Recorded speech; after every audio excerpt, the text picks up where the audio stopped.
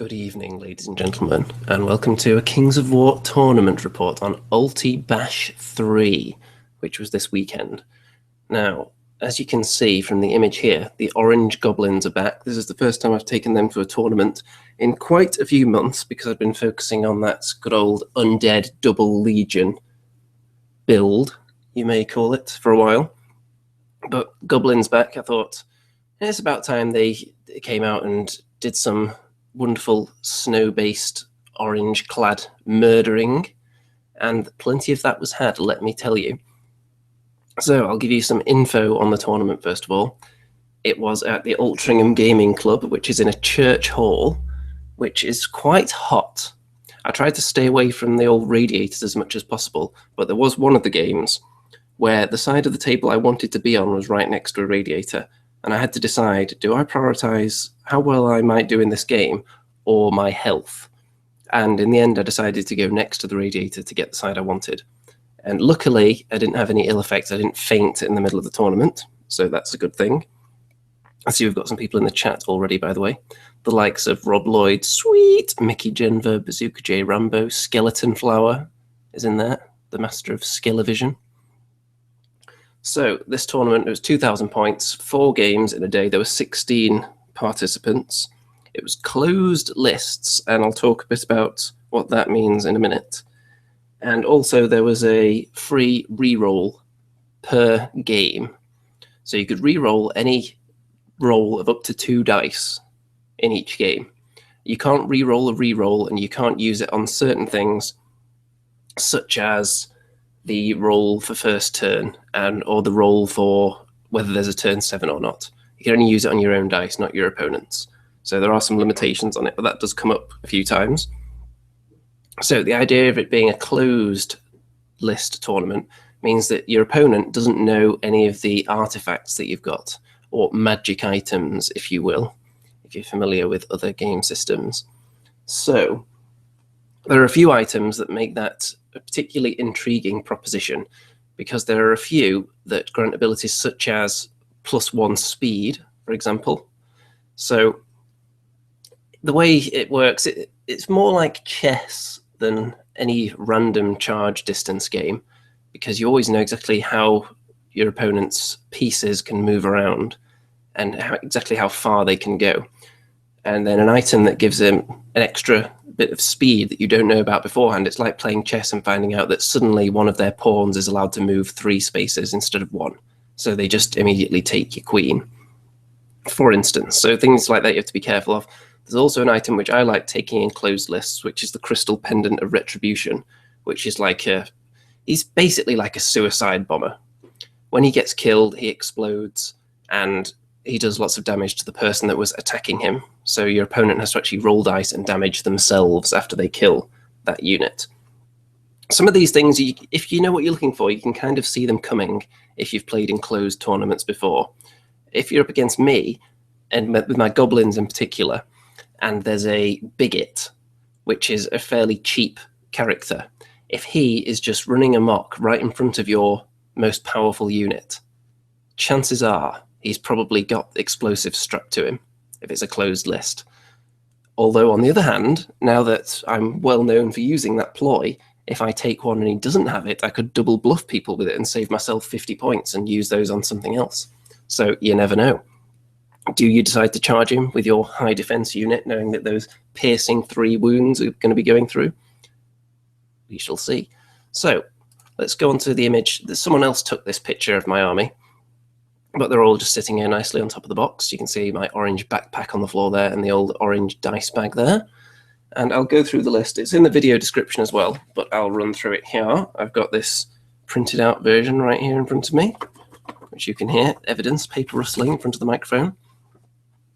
So, in order as it appears on my list here, and I think you can see the cursor on the screen, so I'll point to the units as well, if you can actually see it against the white bases. So, we've got a Sharpsticks Horde, which is up here. We have got a Rabble Regiment, which is over here. I think that's them, with swords. The feeblest of all the Goblins. We've got 2 lots of Spitters. We've got a Horde down here, and they have the Heartseeking Chant, which of course give them piercing. And of course the opponent doesn't know that either. Often in the closed lists, a sneak you want to put on a shooter unit is the one that gives them additional range, because then people will think they're out of your range, and then you can still shoot them. So that's a nice sneaky one sometimes, but I've not gone for that here. But maybe the threat of that would cause people to stay further away. You never know. We've got a regiment of spitters as well, which are right here in the middle. They don't have anything fancy. We've got 2 troll hordes, one right there and one over there. One of them has the Dwarven Ale, which I find is a very good upgrade for trolls, because they tend to get wavered a lot, because they have a big gap between the wavering and rout numbers, more than most things have. So they're quite likely to get wavered, so I like to put the Dwarven Ale on one of the units. And the other one has Blade of Slashing. It's just a little thing, 5 extra points left over. I decided to give it to the trolls, thinking they're going to be doing plenty of killing. We've got 2 Fleabag rider units. One of them is just regular Fleabag riders there, a regiment. And then we've got a regiment of Fleabag rider Sniffs, which in this picture looks like it's been split into 2, but that's just because one of them's toppled forwards a little bit. So those are the ones with bows. Nothing special on them. There's a war trombone, which is down here. And there is a Flaggit, who is around here somewhere. I think that's him right there, with a flag, and he's on a Fleabag. So a lot of my characters are mounted on Fleabags, which puts them up to speed 10, which makes them quite tasty, in my opinion. And I usually just, obviously they're used for the inspiring, and then towards the end of the game they can be used to run really fast across the table and block people off, which is very, very handy in scenario play. We've got the Biggit down here with the little bird on his shoulder. He's the one that's going to be exploding, hopefully in every game. And then we've also got 2 wizards, or whizzes as they're called. We've got one on foot in the top right here. He's just got Bane Chant. And there's one on a Fleabag somewhere. There he is, with the Grim Reaper hood and the scythe. So he's really fast, and he also has Bane Chant. Then we've got Troll Bruiser here on the left. So he's going to be inspiring the 2 troll units. We've got a Mincer right here, and a Giant up at the top. So that's 17 drops, which is more than I usually put in. And I thought, you know what? I might as well just try and take almost everything I've got. I only left 2 models at home, I think. I left behind my big rock thrower and my other giant. I wanted to fit in as many models as possible, so I went really light on the artifacts. I think I only spent 95 points on artifacts, which is not very much by my standards. Normally I take more than that. So we'll see whether that pays off. Let's look at game 1, shall we? So right here is the nice wide shot of game 1. You can see my battle line there on the right, my opponent, who has salamanders on the left. Now, I believe that this particular player didn't have a vast amount of experience at Kings of War, and I haven't played against salamanders that many times. I think I played against them maybe twice in the past. I think I've got a couple of battle reports up against salamanders from quite a while ago, maybe a year or more. So I'm not sure if I've played them at all since then, so I'm not really familiar with any of their particular abilities. But I don't think they're that complicated, certainly not compared to some of the other races, which we'll get to later on. But nothing too zany. You can see he's got a kind of dragony thing there. I'm not sure what it's actually called in the salamanders list. I'm sure I'll get the names of all this stuff wrong, or I just won't use their actual names intentionally. Then, oh, I think the screen just went black because something popped up on my screen. Yep, just clicking the old X on that. There we go. Okay, the way I've got this set up, it's very, very fiddly getting the Hangout to actually screen share from the like Windows photo viewer thingy.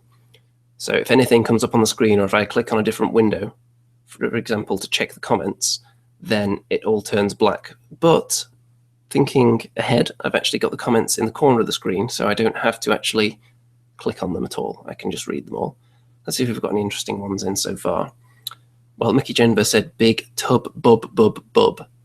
So I'm not sure if that's actually relevant to this video. Probably not. Just people talking about bathtubs by the looks of it. Charred Black says no one plays salamanders to be competitive. Well, that seems to be the case because you don't see a lot of them at the tournaments. So on my left flank here, you can see I've put my two kind of throwaway units because this scenario is, which one was it again? It was invade. Yes, so we're trying to get our troops into the opponent's half. So you can see my strategy here, these units are really just to be a nuisance. They're both really cheap. They're just to kind of get in the way. And then in the center, I've got my giant who's in this terrain, because giants have a special rule so that they're not hindered if they go through terrain, which is handy. So if anyone wants to attack him into the terrain, they can feel free because they'll probably be hindered.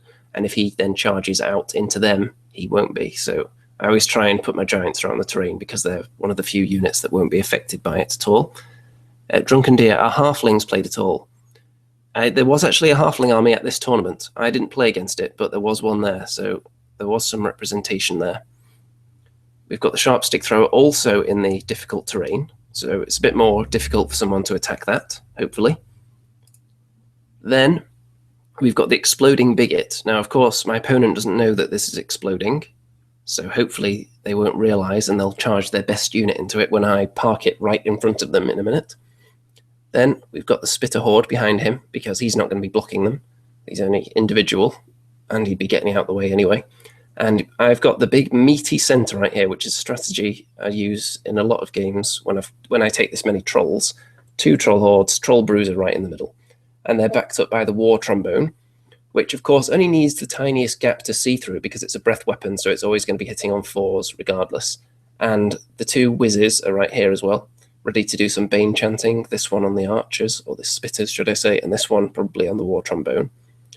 And the one worry I had with this list was the lack of inspiring. I think I've only got 3 inspiring characters, and one of them only inspires trolls, of course, and one of them is suicidal, so he's going to be getting himself killed, and with 17 drops, leaving myself with not a lot of inspiration around the place. But it's a risk I was taking this time. I thought the gamble would be at least entertaining. And over on this side, you can see the Sharpsticks with the Mincer behind, who are holding the flank of that meaty center, as I call it. And over on this side here, we've got the 2 Fleabag units, the Sniffs and the regular Fleabags, and they've got the Flaggit inspiring them. So I didn't want to leave them uninspired. Their nerve isn't that great, and I didn't want them being just shot off in the first turn or something like that. Drunken Deer says, is a supplement races allowed to be used? Yes, at this tournament there was actually a Kings of War historical army as well, I think. I didn't play against that though, but I think someone had Romans. So I'm sure it's different with each tournament, but certainly anything in the expansion as the halflings and all those armies, any of those are probably fine in any tournament. And historical, I would check with the tournament organizer first. Okay, moving on to his forces. So you can see his flying beastie. Regardless of what particular stats this one has, they're all fairly similar, all the big flying stuff. They don't have a huge amount of attacks. Their nerve is pretty good, obviously flying 10 or 20 inches. And they've probably got a breath weapon as well. In the center, he's got his cavalry right at the front, and I have picked out those in my mind as the unit I'm going to park right in front of with my exploding Biggit, because out of all of them, they look the juiciest. And cavalry, they do hit hard. They don't always have nerve that's that high, though. So I'm thinking if I could maybe do 6, 7, or 8 damage on them with an exploding Biggit with a bit of luck, then that would put them in a very vulnerable state to the lots of small shooting attacks that I'm packing in this list. Not as many as some of the other lists I've taken, but more than with my undead, for example, who don't really have any. The little skinky dudes, I'm not sure what they're called in the salamanders. I should probably check this before the game and make some notes or something. That would be the professional thing to do. Then he's got the kind of regular tough infantry there. Some people think these guys are terrible for the same reason they don't like orcs, I think, because they're really wide. So you can get a lot of units in there to attack them, and they just take up a lot of space. So you can't get a lot of your salamanders or orcs into combat. So I can see where they're coming from with that. Over here, I think this unit is actually the same as that one, and they've just got the old Croxigor type things in there as unit fillers or something. I believe that's right. You can see he's moved forward, whatever Mantic calls their equivalent of the Stegodon type beast there. Because obviously I take all the pictures during my opponent's turn because we're on chess clocks here, 50 minutes each. So I couldn't be wasting time taking pictures on my own turn, especially with more drops than I usually have. I'm going to be running short on time if I do that. You can see he's got a small unit there. I think they're a ranged unit. He's also got another unit of infantry there. And this thing here, I can't remember what it's called now off the top of my head, but that is pretty tasty. But we'll get to what that does in a minute. So I actually put a wound on it in the first turn, by the looks of it, with a bit of shooting. And that's pretty much all that happens in the first turn, damage-wise. He doesn't have a lot of shooting at all, and mine is usually terrible in the first turn. I think over here, the 2 damage on that cavalry unit was... I'm not sure if he did 2 damage, that sounds like a bit much. But you can see that unit of infantry there has got at least a dice with 6 on behind it. That's because all my shooting from the spitters and the Sharpstick Thrower would have been directed at that. So my strategy is to completely cripple this side with shooting and exploding on this, and then hopefully the shooting will pick them off as well, which will leave me kind of unopposed on this side because I've only got shooting units here. So I don't want anyone getting into combat over on this side, and I've put all my meat over here, apart from the giant who is in the woods. So if anything goes wrong, he's going to come back over here, but I do have the dragon to contend with over there, so I am conscious of that as well. You can see, yes, it looks like he did actually do 2 damage to them, which is pretty good on the charge, and they took 9, you can see there. So they are probably going to have a thirst for blood now and charge back at him. In this situation, I would say a more experienced player might think that perhaps there's something fishy going on here, because he's clearly not just blocking them, because they're nowhere near within charge range. He's obviously trying to get killed here. So why would he be doing that? Well, because he's got dynamite strapped to him.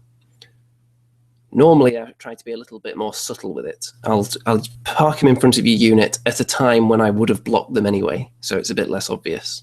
But again, it's the old double bluff thing. You never know if he's just doing this to make you think about charging him and then make you hesitant to do so. So you end up maneuvering around him instead, anticipating that maybe he's got it. So there's a lot of back and forth mind games that can go on at these things. You can see his dragon. I think you can see someone's leg as well. Or is that a jacket? I think that's a jacket dangling off a chair, not in fact a leg. So his dragon, I'm hoping he's just going to go after these guys because they're really throwaway units. And I've got nothing else that's really going to catch that thing. I've got the war trombone, potentially, if he lands close enough to it, can do something. But that's really my only anti-flyer thing that I have. Both my Fleabag units are on the other side. So I'm just hoping he spends the whole game trying to polish these guys off. So I've got the rest of the battlefield unmolested by the dragon. Let's see. We've got a few comments that have been coming in here now. Let's see. We've got Dead Pirate Dan is in here. Charred Black says, no one usually complains. We had a guy turn up with shells and goggly eyes. You get used to it. I think they're talking about proxy models possibly there. Yes, there's a very, very, very proxy army coming up at some point in this report that you'll see. Okay, so you can see how the battle lines are closing in on each other now. He's only got that thing against all these Fleabags, but I didn't really realize how tough that beastie is. On to turn 2. Okay, over here. Now, this charge didn't actually happen. You can see it's got 5 damage on it, but I actually forgot to do my yellow-bellied roll. So when I actually did it, I failed it and just decided, okay, I'll just move them back because I forgot to do it at the time. So some of that damage actually disappeared again after this picture was taken, and they popped back here. And you can see here that it's not too congested in the middle. It's 2 fairly straight lines coming towards each other, apart from the Mincer, which I have as backup because I don't like that being charged. Even in the front with its defense 6, it's got such low nerve that anything with any kind of crushing strength or thunderous charge can put enough damage on to get rid of it in one go. And like I said, I don't have a huge amount of inspiring going on here. So I'm hoping that that's just going to be used as a counter-charging option because it's taller than the goblins in front of it, so I can maybe get multi-charges in with it. And these Fleabags here, these Sniffs, I know he's going to be coming towards me because the whole scenario is to get into the opponent's half. So they're just going to stand off and just pepper him with shots while the rest of my meaty centre deals with all this lot. In the middle, you can see that he's actually wavered my exploding Biggit, which it's always funny when that happens because he's only there to die. So really he's just holding that unit up for even longer by wavering there. The only time that can be annoying for me is if it's something I really want to kill and it's, for example, nimble, like werewolves, who might not even bother attacking him a second time if he gets wavered. They might just run away and attack something else because they're so nimble and able to just whip around him. In here, the Troll Bruiser didn't actually charge here because he wasn't actually able to see them, I think, or he wasn't in range or something. He was only able to get close to them. So I wanted to charge. He left some units in range and some not. I charged these trolls into this steg thingy here, and I used the Bruiser, who couldn't actually charge, to just block that unit off so they couldn't get maybe a flank charge into these trolls, which would have been really bad, because I didn't anticipate killing that thing in one hit, because they're bound to be pretty tough, just looking at them. I didn't even look at the stats, I just assumed that. The Trombone is just sneakily positioning itself here, because I'm going to need shooting attacks to take out this unit. Even after he explodes on it, they can't be routed or wavered from that explosion. That's just going to weaken them for my next chance to hit them. And I've got these trolls and the Sharpsticks ready to absorb this counterpunch here. And my Giant is just lingering around here, waiting. He's the only combat unit I've got on this side, and I've brought him over because over there on the left, his dragon is getting a bit bogged down with my little throwaway units. So the Giant isn't going to be needed over there, and I wouldn't want to be chasing a dragon around with a Giant anyway, because it'd just be a waste. I'd never actually get to fight. And over here you can see he wavers that unit. I can't remember how much damage was on there because I didn't put the dice there. I think I just assumed they were going to die, so I didn't even put the dice down until they got wavered. And you can see he's taken 2 damage. I think that may have been earlier on. I probably shot at them with these guys and rolled quite well to get 2 damage there. And it's not going to get killed, the dragon, but it's under threat being charged in the flank. It's going to have a lot of dice being thrown at it. We're on to turn 3 now. I think a previous picture did show the dice already turned to 3, but it wasn't actually turn 3 yet. Here we go. Mr. Big, totally not a Stegodon, goes charging in to these trolls here. The light actually makes these trolls look a lot lighter than they actually are, I think. So I'm hoping they can absorb that charge. They've got the Bruiser close enough to inspire them, I think. So I'm pretty confident they're not going to die from one charge from that thing. You can see those trolls have taken a little bit of damage. Then over here, yeah, this is a little bit of a standoff. I might have actually failed both those charges, both of those yellow-bellied rolls. So they both kind of teleported back.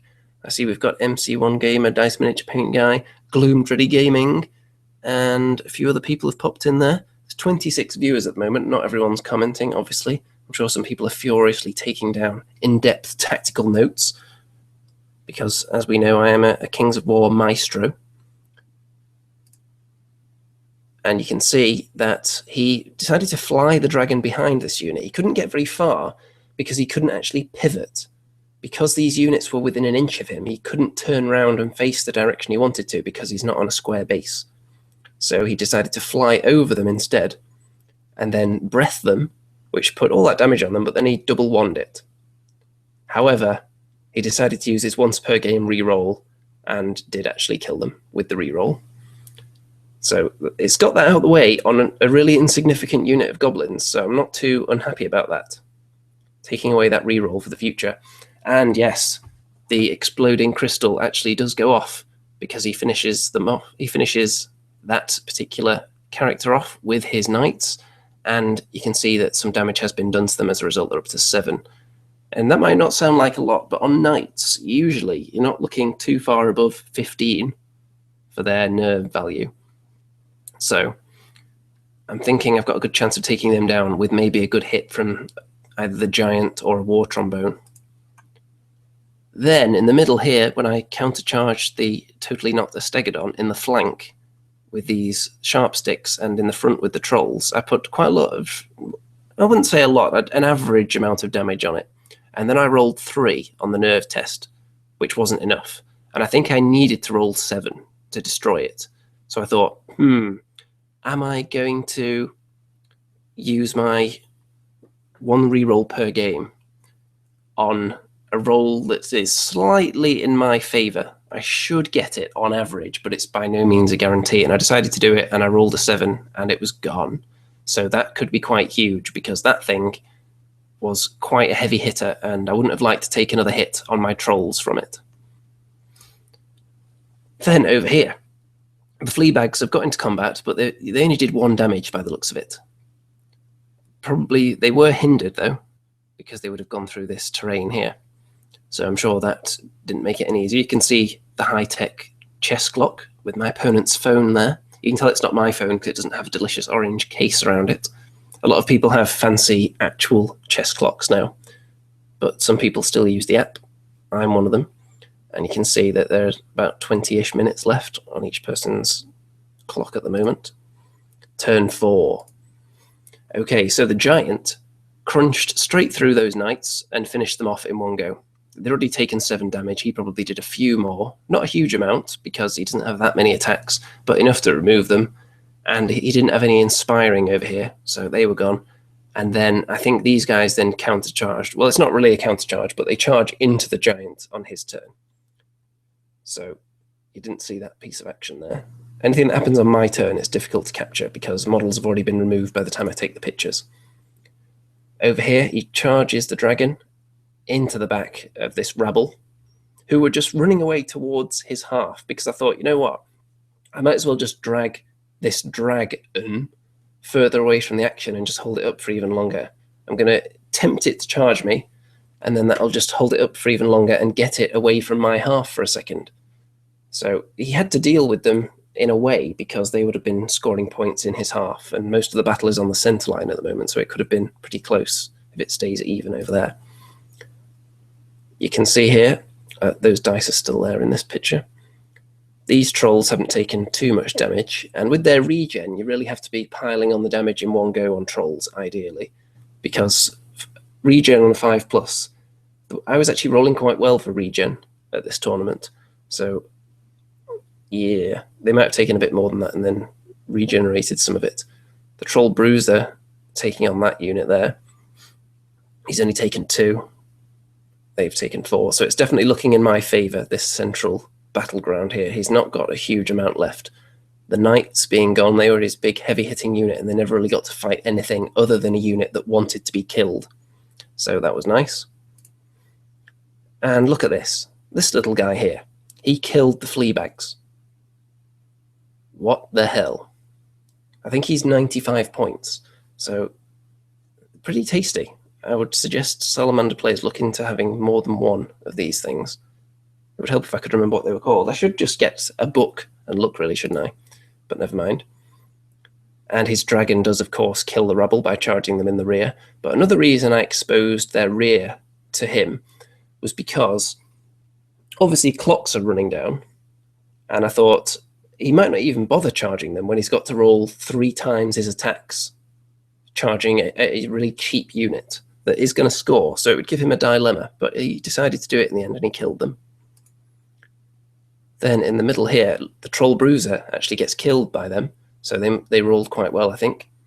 So that's not good, because that means the trolls are no longer going to be inspired at all, which is never good news. I think the Flaggit is still alive somewhere, but he's my only inspiring character left now, so that is a weakness in this list, certainly. These trolls, look at that. He did 6 damage on them with his Totally Not a Steg number 2, but then he rolled double 6, which was enough to just toast them in 1 go, and the Bruiser had just died, so they weren't inspired. So off they went. Wow, wow, dead trolls. Then over here, the giant, I imagine, is going to make mincemeat of that unit there. And you can see my opponent's delicate fingers there. In the center. So at this point, I'm thinking scenario. It's getting into firmly into the second half of the game. I'm thinking everything is just going to get into his half as much as possible, while these goblins just hold them up. Everything else just goes around the flank, because he's not going to win a war of attrition against this Goblin Horde that hasn't taken any damage at all yet, and he's taken 10. So I'm going to win that fight eventually, and then I'll just be able to march everything into his half nicely. So it should be a pretty comfortable win from here.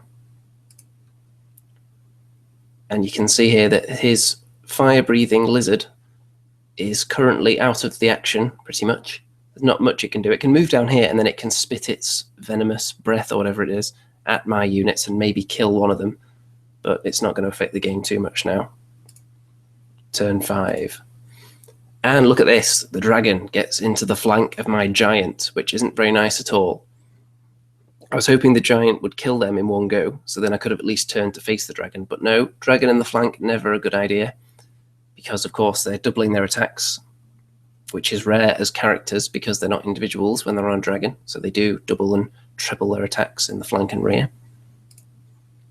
And here, this little character here decides to attack the War Trombone, which is a good move even if you don't have many attacks. Attacking a war machine, you triple your attacks automatically, even if you're an individual. So you won't need to put too much damage on it to remove it either, so probably a good move there. And right here, you can see this battle isn't really going any further in his favour. It doesn't look like a lot's changed since the last picture from this angle, other than the sun shining onto the table now.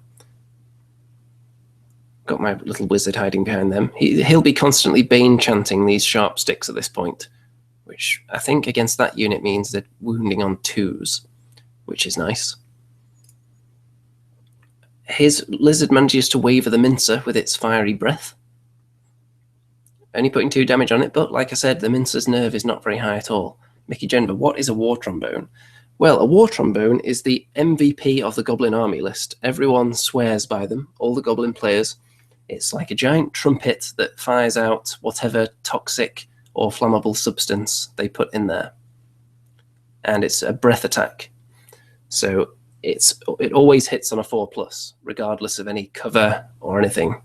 So they're very, very tasty. And that means they can also spin round on the spot, essentially, and still hit on a 4+, which is nice. Yes, it is a very big musical instrument, skeleton flower.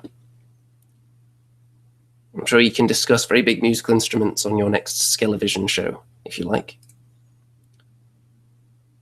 And he doesn't actually manage to kill it or waver it by putting 2 damage on it, which you would think might be enough to at least waver it, because it's got low nerve, but nope, he couldn't. And this battle is still raging on. He has put 4 damage onto them now, but it's not going to last much longer.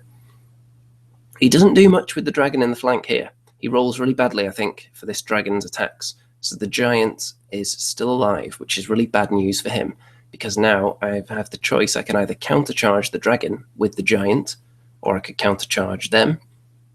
And then I've got a trombone right here, who is primed and ready to unleash on whichever one of these units the giant doesn't attack. And, of course, the Sharpsticks eventually win the War of Attrition against that unit that was already heavily damaged, and everything else is just pushing into his half just to make it absolutely certain I'm going to win. Oh, look, you can see a little bit of opponent's finger right there. Nicely manicured. And, yes, the dragon's dead. So the giant countercharged into this unit, I think, and put a bit of damage on them, and the trombone toasted the dragon, and that's gone. Something else might have fired at the dragon as well, or I may have just Bane Chanted the trombone, which made it extra potent. So that was gone. Turn 6, now it's just a mopping up operation now. What was running through my head here was, should I actually try and kill everything? Because I might actually be kind of on the precipice, like on the threshold of just heading onto the top tables with a really huge win here. So should I try and not kill things in the last turn and avoid table number 1? And I thought, you know what? You can't think like that, because the best players might only have narrow wins in the first round. You never know. So I'm just going to try and kill everything as much as possible, get as many points on the board as I can, and hope it doesn't come back to bite me later. So I charged in with the trolls to attack this guy, but I couldn't actually kill him. And the giant, more damage on them, but still couldn't remove them. A lot of damage being racked up there. And we do actually get a turn 7. So the giant gets another chance to redeem himself and kills them off, even though he's racked up quite a bit of damage by now as well. And over here, he doesn't have anything. All this stuff is just going to be, a lot of this is in his half. I think the center line is something like that. So I've got units in his half regardless. I think these guys are probably in his half as well.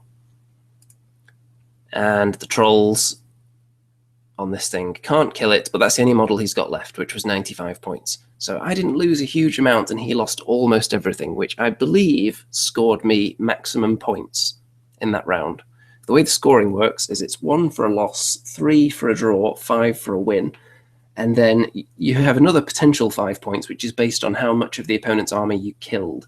And I think the amount you need to kill to get maximum points is something like 1,600, I believe. So I easily got that, so I should have had maximum points for this round, which is a risky move because you could get one of the really big hitters in round 2.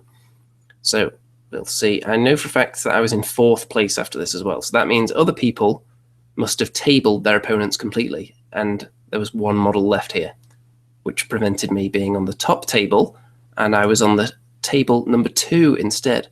So these guys were still alive as well, for the record. It just barely came up. I barely had to look at them because he never got close to them. So I don't think I even took any pictures of them apart from at the beginning. So they were just chilling there, shooting at things the whole time. They must have joined in shooting at the dragon when that died. Here's game number 2 then. So this is loot scenario. There are 3 loot tokens on the table. And to collect them, you must end your movement on them. And then you can choose to pick them up. And you can drop them at the beginning of any movement if you wish. And whoever has the most at the end wins. You can leave the table with them as well if you get a chance. It's rare that that happens because usually a big fight breaks out over them. And you can see this was taken after my first turn because I've already started advancing up. And I'm against a fellow Goblin player. His list is very different from mine though. A few similarities, but he's got Fleabags up there. You can see up against mine. We've spread all the way across the table here, even though all the loot is kind of concentrated in the center. So with the way I set up my battle line, you can see I've put my big meaty center, as I call it, all the trolls and the giant, all around these 2 tokens here. So my plan is that I want to get both of these ones and just use annoying units to stop his army from wiping me out and then flanking round on me. I don't care if he takes that one because I want these 2. And I think I can take them. Because I've also got, who's moved up behind this building here, the Biggit, who is just waiting for some juicy target to come into range, like a big unit of trolls here, so he can just spring into action and charge them and then explode on them. He's got 2 giants, you can see there. The big squigs on each other's backs are actually giants. So let's go down the line, shall we? So, Fleabag's there. There's the Wiz. There's no inspiring on this side, you'll see, because he's leaving. He's running off. So nothing will be inspiring this slot shortly.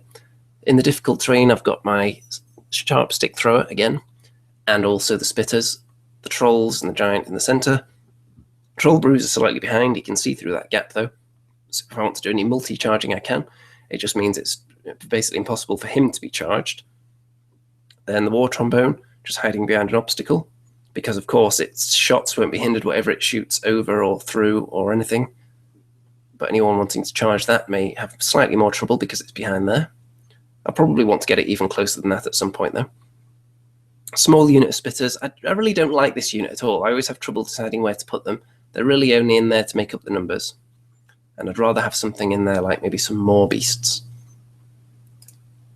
Then over on this flank, I've got my Sniffs over here, and I think he's got something in this corner that I want to shoot at. We'll find out in a second. But the Mincer is just backing up these Sharpsticks who have got the Flaggit to keep them inspired so they don't die instantly. The Wiz is here to just Bane Chant any of these 3 units on any given time, whichever one of them is going to be doing anything. Yes, you can see he's got some Fleabag riders there. So my plan was to shoot at them, because the bows are longer range than the 20 inches they could charge. So if he wants to charge me, he's going to have to take some shooting for at least a turn. And then if he charges, he'll have to charge this Rabble. And then maybe I would be able to countercharge or just shoot them with these Fleabag Sniffs here. You can see he's got quite a lot of trolls. He's got a horde here. Those are more beasts, which are very nice models. I'm not sure whether they're custom or whether they're actually purchased from somewhere. If anyone knows, let me know. He's got, that is a really old orc weapon, but it's actually a war trombone for the purposes of this game. He's got a couple of characters, pretty self-explanatory what most things are. His other giant there, another war trombone, another troll horde, a troll regiment, and a troll bruiser. So he's got more trolls than I have, and he's got some more beasts at the back as well. Let's see. Dreddy says, those chain squigs didn't skip leg day ever. No, they did not. Certainly didn't. I would say the trolls probably do skip leg day quite regularly, though, since their arms make up like 50% of their bulk. And over on this side, you can see he's got 2 units of Fleabag riders. So he had 3 in total, and some characters here as well. You can see they've already taken damage because I'm peppering them with shots from my corner. And we're on to turn 2 now, so everything just advancing up. He hasn't really got any shooting that I can see. Usually when I'm against goblins, I get outshot because the current build for goblins that most people bring to tournaments features a lot of shooting. So on this side, I'm just going to be peppering those guys until they come into range. And I'm just hoping to hold up this big area of meat that he's got here with these really kind of cheap units. Mainly the Goblin Sharpsticks, and then the Mincer is just going to hit someone with a furious countercharge, hopefully, when it gets the chance. Over on this side, it looks fairly even, this matchup, but I think I've got the edge here because I have Mr. Exploding Biggit, who is like the wild card here. If he was looking at this, he might think, well, I've got slightly more trolls, but then he's got the more beasts as well, and his trombone is closer. So he might fancy his chances in this fight, which might be a mistake considering he's going to have to go through this bad boy. And the other benefit to this is that in this situation, I'm legitimately going to be using it to block enemy units, which means he might not suspect that it actually has anything exploding on it at all, which means he'll be more likely to charge into it. It's always funny if you can make someone charge the exploding unit with multiple units, but that doesn't usually happen at all. So I'm not expecting him to do that. But also, the one thing about individuals blocking is that even when you charge them, if you actually kill them in one go, then you can overrun them and potentially get into another combat. But when the crystal explodes, that prevents you from doing that. So it makes it's doubly valuable on a little individual like that, I would say. So timing is very important. Over here, more peppering with shots by the looks of it. So you can see little bits of damage being racked up on everything. On trolls, it's not that big of a deal because they're going to be regenerating some of it. But on Fleabags, for example, a little bit of damage goes a long way. Same goes for mine, though. And over here, other Fleabags taking damage. Just a nice close-up here. And close-ups of all the damage. Yeah, they're the ones on the left flank. My left flank, that is. They've been whittled down a little bit. Now, he goes for a double charge here. I'm blocking off some of his units with my Biggit up there, but he's decided to charge in his cavalry, which were in the top right of the screen, and the small troll unit into this troll unit here. And I'm fairly confident they'll survive that, because if they are inspired by the Bruiser right here. So I think on average they should survive this hit. And they do, because we're on to turn 3, and I didn't show them being killed. Now, by this point of this picture being taken, you can see that the Biggit has actually gone. That's because he parked himself right in front of the giant, and the giant took the bait and ate him, and it exploded on the giant, doing some reasonable damage. I think it did about 6 damage. That's the usual amount that you get. It's usually about 5, 6, or 7 damage that you're looking at with that guy, because you're going to be wounding most things on 2s with the piercing 3 explosion. So most of the 2d6 hits will wound. And you can see that this side isn't looking quite so healthy for him anymore, because with the furious countercharge I put in here, these trolls went into the cavalry, killed them in one go, and these trolls and the Bruiser, I think, went into the small troll unit, or he might have joined in on the cavalry, and they went into this small troll unit on their own. Either way, but they're both dead, and then the overrun carried the Bruiser slightly further forward than them, which explains why they're not all perfectly lined up anymore. So his flank is, I wouldn't say crumbling, but it's definitely not as healthy as it was a minute ago. And I've regened a lot of the damage back that they did. Here you can see There's a lot of white in this corner here, and not too many units of his. He's holding those guys back at the moment, but I think he's going to have to make his move sooner rather than later, because otherwise this whole area is going to start looking very, very fragile for him. He does have a war trombone in there, though. Then over here, he's moving in for the kill, and I think it is going to be a bit of a kill in his favour on this flank. But like I said, I'm not too worried about this token. I think I'm actually sitting on top of the token right now, so he's going to have to kill me if he wants to get it. And I think the damage there is probably from some trombonery. You can see the chess clocks here, that there's 21 minutes left on my side, 25 on his. The first turns are always the longest, I find, until you get everything into combat, and then those turns become longer. Unless it's like my undead list that I was taking that didn't have many units in it, and then the first turn was like 2 minutes sometimes. So it depends on what kind of units you've taken.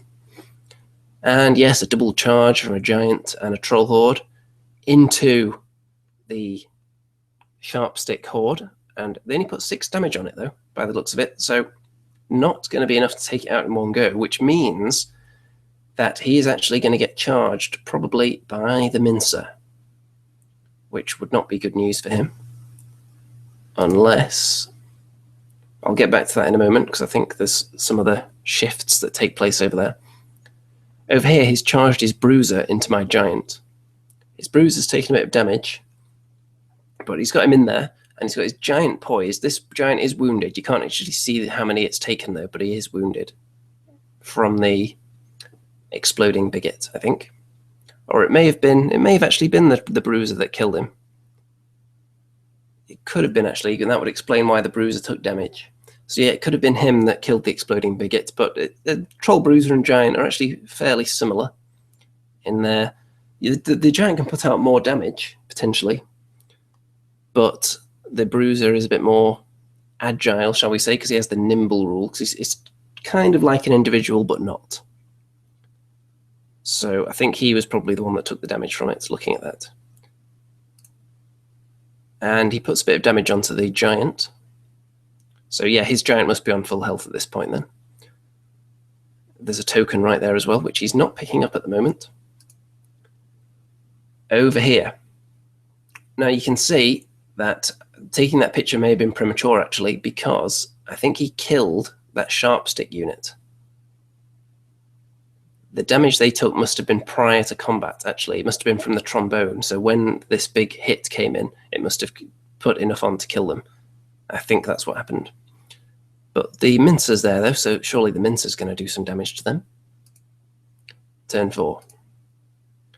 Over here. Now, he had a lot of units poised to strike at me from various angles, and I had to tie up absolutely everything. So I had to do lots of charges in various different directions to cover every unit to make sure nothing was going to hit me in the flank, which meant the Bruiser had to run off on his own into this troll unit. He's obviously not going to win a one-on-one fight there against them, but he's stopping them from charging anyone else. The trolls into the Giant. My Giant kills his Bruiser. You can see he's been toasted because he'd already been wounded by the exploding Biggit. And over here, my Wizard is getting into play as well, because he's going to be throwing his lightning bolt around when there's no one to Bane Chant. Over on this flank, I've got my Fleabags positioned behind his. So they're going to get a tasty charge right in the rear very, very soon, unless something dramatic happens. And you can see they're actually wavering as well, that unit. So they're not going to be able to escape from the potential charge, I think. Dreddy couldn't do these detailed recaps of several games, apparently, due to having memory problems. Yes, I find that my memory is generally very, very good. When a couple of games play out in a similar way, occasionally there will be some issues with just forgetting minor details, like which of those big units killed the Biggit, for example. But you'll see that something similar happens with him later on that could have contributed to that mix-up. Over here you can see my opponent's hairy arm moving his trolls forward. I'm not sure what this picture is actually supposed to represent, because there doesn't seem to be anything in the center. Oh yeah, I think his unit of Fleabags that was on this side, I think I killed them, and that's why there's a picture of an empty space. So that would explain that. Over here, you can see I used my Flaggit to block his Giant, and his trolls into my Mincer have wavered it with just 1 damage, but still wavered it. So that was a good roll. You'll see why I've blocked this giant in a minute when we get to the next shot, I think. Maybe not the next one. Yeah, I suppose. Because my trolls are still fighting this giant. So his other giant is just off the screen here. That shot is very close to this one. You can see that terrain pieces right there. So if I didn't block that giant off, he would have been able to join in this fight. And I didn't want that at all. So I'm sacrificing him, just laying down his life. And maybe it'll take a giant a couple of turns to chew through him. Then you can see the Bruiser still hanging in there up there as well. Now, my trolls are going to win this fight because they haven't taken much damage. They have regen, and the giant has taken a fair bit by now. A nice shot of the dead elf on the base there. For any of you elf fanatics out there, look away now. Too late, probably. And here, the Bruiser is actually doing surprisingly well against those trolls as well. He's holding his own perfectly well at the moment. I think his trolls had quite a bad round of rolling there. And the Mincer gets wavered again. So I'm not too disappointed with that, actually, because it's holding up those trolls for another turn. And we're on to turn 5. You can see his War Trombone and his Giant are wavering, but wavering a Giant in combat does absolutely nothing because they can still countercharge while wavered. So wavering a Giant in combat, not something you want to do. Wavering a War Trombone, however, very good because it means it's not going to be shooting anybody this turn. And over here, you can see that furious charge into the rear of his Fleabags with my Fleabags. Fleabag on Fleabag action. Fleabag nose to Fleabag butt resulted in Fleabags dead. Unsurprisingly, while these trolls here stayed put, and they didn't join in with the charge because I didn't want this time to run out and in a total overkill. And also I wanted to pick up this token because we're getting towards the end of the game. So at the moment I have a token and he hasn't picked up any yet. In the middle, these trolls pick up this token, which they were sitting on, I think, in their fight with that giant, and my giant moves out this way to engage with his giant here. I think I got the charge off first, but this giant has taken damage, so it's going to be a close duel to the death between those two giants. This one is eventually going to lose to my trolls, but with it wavering, that's not ideal whatsoever. You can see the Bruiser is actually getting healthier with each shot because he keeps regenerating his wounds. Over here, you can see the Mincer hasn't died yet in this shot, but I'm moving my Fleabags around finally to get into the fight after they were done shooting up his Fleabags, so hopefully they can contribute a bit, but he has got a War Trombone there, which could take them out in one go. Token right there. And you can see, of course, my Rabble, who aren't going to get involved in the game at all. They were just there to kind of help these Fleabags out. I probably could have used them better in this game. And he takes out the Mincer finally. And the War Trombone takes out the Fleabags in one go. So suddenly this whole flank isn't looking very healthy. And he's got the opportunity to pounce onto that token very shortly. Giant on giant crime results in my giant becoming wavered. Which again isn't an issue for giants whatsoever because they can countercharge while wavered. I've got a comment here. Guardianista says the charm of Kings of War is its speed of play. And it was finished in less time than a Saga skirmish game. Yes, it is very, very quick, Kings of War, especially if you're on the chess clock. Obviously, you know exactly how long the game's going to take, but I haven't found that people generally time out. I think 50 minutes is enough time each for 2,000-point game. Let's see, what's next then? You can see that troll giant warfare is still going on up there. And we're on to turn 6, so potentially the last turn. Of course, there might be a turn 7.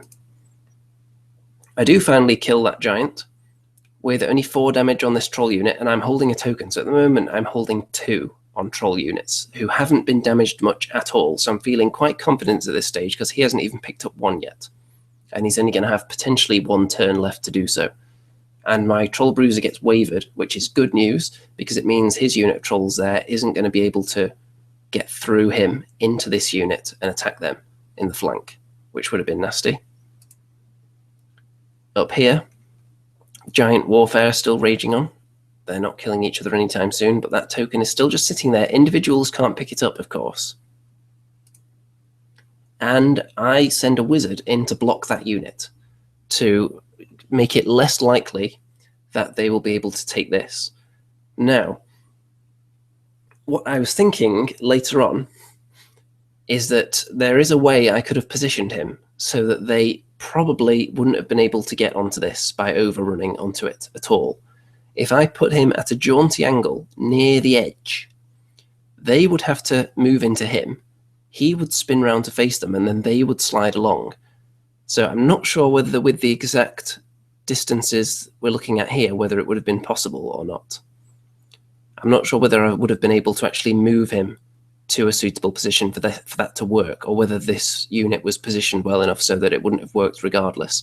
But that is something to think about, because a lot of people seem to get it wrong.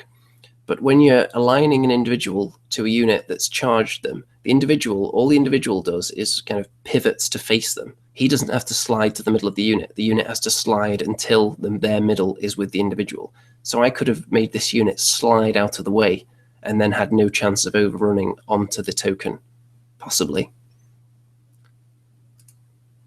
Then these trolls have happily got a token. But look at this. There is a token on the floor that was previously being carried by trolls. What possibly could have happened? Well, they got war tromboned. Oh dear, they were only on 4 damage. The trombone didn't do a huge amount to them, actually, but it was enough to get rid of them. I think the troll Bruiser was still alive at this point as well, so I think even with the inspiring reroll, they still died, which is really, really bad, because that means if he overruns onto that token now, then it's going to be a draw if it ends. And look at that, he overruns, and he's actually sitting right on top of the token now. So I think is that the last picture? Yes, it is. So at this point, there was a bit of confusion, because the game ended here with him sitting on that token. And I said, well, that's a draw then. But my opponent said, no, actually, he was saying that I had won because you couldn't pick up a token while overrunning onto it. And I thought you could. He was saying you couldn't and that it was a win for me. So I said, oh, well, I must have been playing it wrong then. Okay. And then he actually went and checked with someone else just to make 100% sure. And it turns out that I was actually right. And they can actually pick it up when they land on it with an overrun. Any move at all. The end of any move, you can pick up a token that you're touching. So they did pick it up, which means 1 token each. So it was a draw. And I killed marginally more troops than he did. So, could have been a win, so close to being a win, but that troll unit being killed in the last turn, and this one successfully killing the wizard and successfully overrunning enough inches to land on the token. I thought, even if all those obstacles were slightly in his favour, if you stack up enough obstacles, then surely one of them is going to hold out. But sadly, each one of them fell. The trolls with the token died, and then he killed the wizard, and then overran far enough to land on the token. So that was a draw. Okay, on to game 3. Now, I think I was still in 4th place after that. So that's still looking pretty good, and that means I'm still going to be facing someone pretty solid. And the army I'm up against here is Abyssals with Night Stalker allies, and the scenario was control, which is the board is divided into 6 squares, 2 by 2. For each one you control at the end of the game, by having more points in it than your opponent, you get a point. And if you control your opponent's central square, then you get 2 points. So immediately, my first thought when looking at this army was, I don't really know what anything is. But he did go over his whole list and gave me a copy of it so I could look and see what everything was. However, for me specifically, that wouldn't really help, because I don't really know anything about Abyssals and Night Stalkers, other than I know how good Cronius is, and I know about Ifrits. Those are the only 2 units I know anything about for Abyssals. So even if they'd all been official Mantic models, it wouldn't have helped me whatsoever, probably. Because really, when I'm facing an army I don't know too much about, instead of doing research, I just decide I'll just assume it's all scary and then find out exactly how scary it is when I charge into them. That's kind of how I approach these things, and then I'll learn from what happened to the unit that charged them and then take that into the next tournament. You can see a huge bag of snacks over there that was being neglected because there was a healthy bowl of fruit on the table as well. Loads of people walking around eating apples and bananas rather than going for the crisps right there. So, little side note there. quite a few more people have popped into the old chat here. We've got Thomas Washk, we've got Sean Blake. I think the Hobby Habit has been in here for a while. Okay, so as far as my deployment thinking for this one, my main plan, again, I've gone for the meaty centre, all the trolls and the giants. The giant, of course, behind this difficult terrain, because he's not hindered by it and people attacking him will be. Then I've gone for all my speed on the right flank. And I've gone, on this side, I've gone very ranged. I've just got the unit of Spitters here and War Trombone as backup, because he's got 2 flying units on this side. And not that you could really tell those units are flying unless I told you. I don't think they actually have wings, but this is a very, very nice army. I think there will be some closer shots, but you can probably find pictures of this somewhere in the Kings of War community for some serious hardcore close-ups of it. It is very well done. I think it's all custom made, either hand sculpted or made from toys or something, but it is really, really nice. And this army actually won the People's Choice vote as well, because I donated a copy of Cheeks to the tournament prize pool, and so they had an extra prize, so they put up a poll on the Kings of War Facebook group.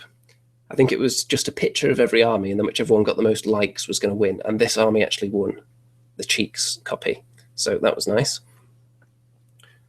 Okay, so I'll try and give you my best idea of what everything is in my opponent's army when I get to it, but here, the Rabble here, the strategy I've got in this scenario, they are pretty much the only troop, the only unit that's going to fit in that gap. Cavalry won't fit in there, trolls won't.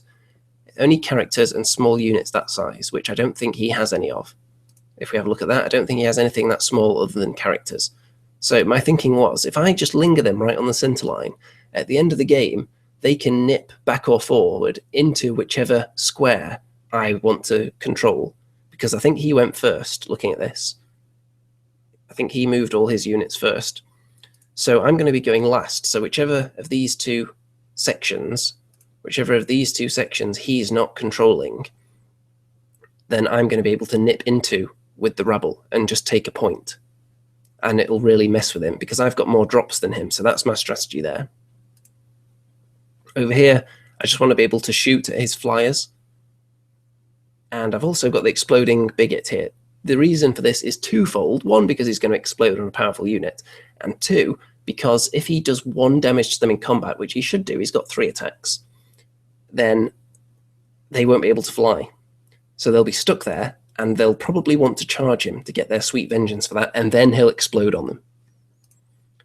In the middle, you can see all the meat here with the Mincer as backup. The Bruiser, the Trombone can go either way here. It's mainly there because I'm thinking the flyers might come this way. And I'm going to move the Sharpstick Thrower into the difficult terrain in turn 1.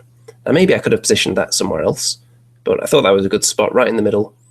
And if he wants to come and get it, he's going to be right in the juicy bits of my army there. I've got another bit of a ranged block here with the Sniffs and the Spitter Regiment.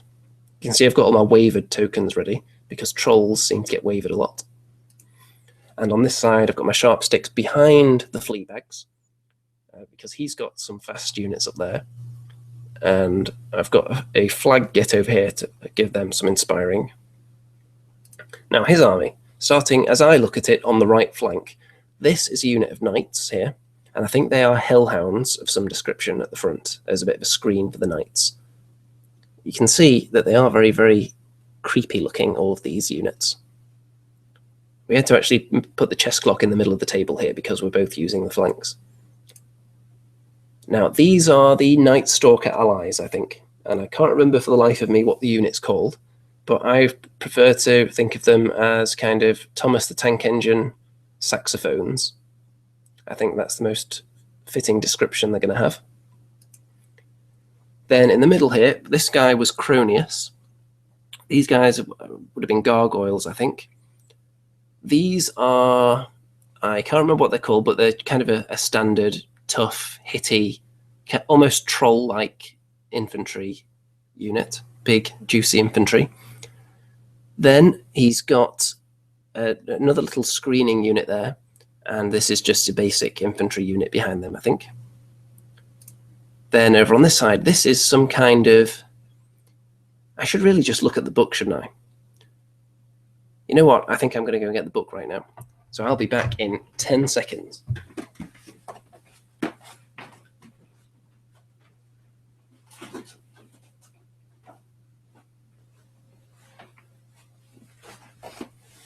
Okay, here we go. Forces of the Abyss, page open.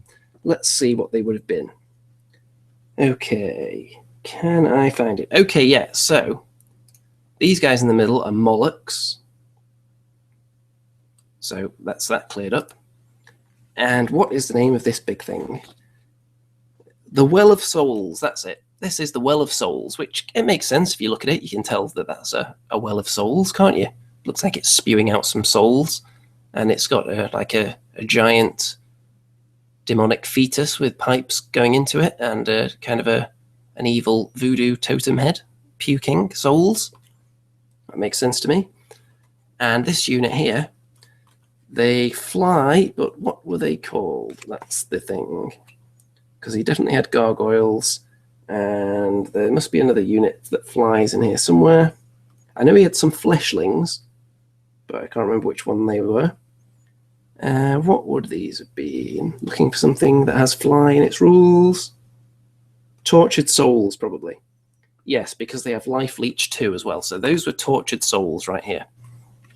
See, this is getting more professional as we go along, isn't it? I actually know the names of units now. So you can see my Fleabag's Waver, Thomas the Tank Engine, and his saxophone crew. And I've put some damage with shooting into some of his units up there. And look at this. I charged in with the Biggit into the unit of, what did I say they were called again? I've forgotten already. Tortured Souls. But I couldn't do 1 damage to them. So they're still going to be able to fly. So they could just ignore him now. Which would be really, really bad because they'll be stuck out on his own in the open. Which would be bad news. Now, I could have used my once per game reroll to reroll some of his attacks and potentially do some damage to that unit, which could have been game changing. But I thought, you know what, it's turn 1. There could be a really crucial nerve roll later on that I want to reroll, so I'm not going to use it. But looking back, maybe it would have been wise. We shall see. Here, the Rabble are just hiding in the corner like they're planning to for the whole game. They're so cheap, I'm just going to use them for that strategy. Everything's edging up a little bit. Over on this side, he's got his knights. I must have killed off his little chaff unit that was in front of the knights. But look at that. The wavered Thomas the Tank Engine have survived the Fleabags because I think they got charged in the flank by the knights, who were able to turn around and face the rest of this now. In the centre, his gargoyles came in and they actually killed the Sharpstick Thrower in one go. I was thinking maybe they wouldn't even bother because it's not that big of a threat. But they did go for it, and then the giant pounced back on them and put a bit of damage on them, so they're not going to be able to fly away again, which would have been really annoying. So they're going to get killed at some point now. Then I've got my trolls and my mincer just staring down this lot. I'm thinking, are they going to attack me? I don't really know. I don't know what most of it does, other than Cronius, who I know has a nasty shooting attack. But is everything else really just going to sit there next to him and defend their own table center? We'll see. Maybe they will. Over on this side, you can see that because I failed to damage the Tortured Souls, they and the, as I turn the page again, the Well of Souls, they both charge into this unit here and put lots of damage on them. So that's going to not end well at all. And both of these units here were really annoying me because they were just life leeching all the wounds back that I did to them. I think, let me see what Life Leech the Well of Souls has. It has Life Leech 5. So you have to put tons of damage on it because it has 10 attacks. So there's a good chance it's going to get some of that life leeching back. And the other unit, they have Life Leech 2. So also it has some other ability shenanigans where it can take wounds onto itself to take wounds off other units around it. Something like that. I should really look at the rules for some of these armies I could come up against, shouldn't I? Another picture of the Rabble. I don't know why I bothered taking that picture. They're not going anywhere. Turn 3. So he's got the Thomas the Tank Engine saxophones into my Fleabag Sniffs, which is bad news. because I thought I was marginally unlucky not to kill them earlier, but now they're kind of going to be running amok through my army, and his knights against my Sharpsticks. I'm not too confident in the outcome of that. I think they're going to chew through me eventually, maybe not immediately. And over here, he has sent this tiny little screening unit forward just to sit in front of my trolls, just to tempt me out, no doubt. And then he's got Cronius poised there, and look at that. Shooting attack, 7 damage on the trolls, wavers them. Oh dear, oh dear. And of course, although this is the unit that has the Dwarven Ale, which is good news because they might be able to ignore the effects of that waver. And this unit gets wavered as well. I think that was some kind of shooting attack that hit them. And look at that. The Spitters are dead. Failing to stop this unit was really, really pivotal. And if we just go back a little bit and you see, let's have a look here, you'll notice that the exploding Biggit has disappeared at this point. That's because Cronius shot him to death. Without realizing he had the exploding shard at all, the crystal pendant of Retribution, he didn't realize that he had it, but he just shot him anyway. And then after he was dead, I told him that he had it, and he almost had a heart attack because he was thinking if I'd rolled a 4+ to damage those tortured souls, they would have been stuck there, and he probably would have countercharged the Biggit, and then he would have exploded on them, which could have swung the entire game in a different direction potentially. So that was a big sigh of relief from him there when he found that out. And where were we? Okay, look at that. The Sniffs are dead. Thomas the Tank Engine saxophones charging through. You know what? I could just look at the... Should I try and find them in the book? Night Stalkers. Are they even in this book, or are they in the special book? You know what? I'm not going to look too long, because I think they are in the new book. Yeah, they probably are. So I'm not looking for them right now. But I think we've given them a good enough name anyway. You can see damage on the Sharpsticks is racking up. They're not going to live much longer. Okay. And the flyers are starting to work towards the rest of my army now. The Trombone puts only 2 damage on them, which is really disappointing, especially since they have Life Leech 2. So when they inevitably charge the Trombone and kill it, they'll just get those 2 damage back. So it's like an uphill struggle trying to kill some of this stuff. It's almost like facing trolls with their regeneration. That must be how my opponents feel when I roll a ton of 5s. My Bruiser's going over that way to help out because I need it. The trolls are going to be going forward probably, and the giant is looking at a slight angle because he's going to want to charge over in this direction. But look at that. Thomas the Tank Engine saxophone into the flank of the Spitters, wavered. So it's not as bad as being completely dead, but they're not far off now. And up here, the knights are being helped out by some little buddies. I'm not even going to guess what half this stuff is. I think he's the one with the breath attack. So it's not going well for me down there. Turn 4. At this point, I'm thinking I'm probably going to lose this game unless I do some sneaky shenanigans involving the table sections. Because the good thing about this scenario, if you have more units than your opponent, even if you're getting absolutely whooped, you can still potentially weasel a win or a draw out of it, which is what happened to me, actually, when I was way ahead on this scenario when I was playing with my undead. But my opponent had a lot of annoying units that could like buzz around into different table sections in the last turn, and he actually managed to get either a win or a draw out of it. I can't remember now. I think he actually managed to get a win, even though it looked like I had it in the bag and I killed a lot more of his troops. So there is potential in this scenario for it to be turned around with just maneuvering shenanigans. So I'm constantly processing that in my mind while he's rolling all his dice at this point, doing little bits of maths in my head, figuring out which units I can get where, how much they're worth, and so on. So not too much maths, though. Here you can see nothing really has changed at this point. The Troll Bruiser is moving in. I'm hoping the Bruiser and the Giant will be able to mop through this thing and then get through his Knights as well, which will leave me with some quite expensive units, kind of straddling the centre line of the table with the ability to jump between sections or contest my own central area to stop him claiming it. The Trombone takes 1 billion damage and dies, as you would expect. And of course, they leech their wounds back. The knights get through my Sharpsticks, and I've killed the saxophones now, finally, which is nice. Mincer into his flying unit that I've forgotten the name of again. It's the Well of Souls and the Tortured Souls. That's it. Just souls everywhere. Just remember the word souls.